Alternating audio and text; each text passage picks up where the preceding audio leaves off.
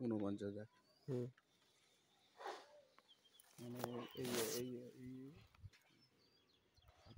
48 বুঝতে পারছিস এইটা হুম হুম হুম মানে এইসব জায়গায় যদি মাউন্টিং করি এভাবে আরামসে হয়ে যাবে।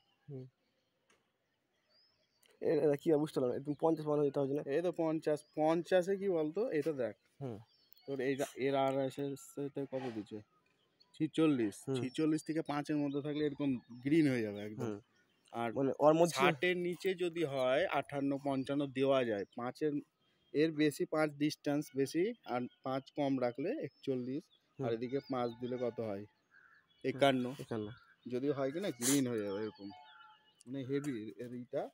ভালো হেভি হলো তাই তো হ্যাঁ এই যে 44 দেখ ঠিক আছে এটা এলএস বুঝলি মানে হেভি দেখ গ্রিন হয়ে যাচ্ছে মানে এটা হবে। হুম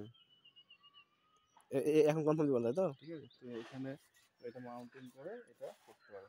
ব্যাপারটা হচ্ছে তার ফেলতে হবে তাই এখান থেকে তার ফেলতে হবে তার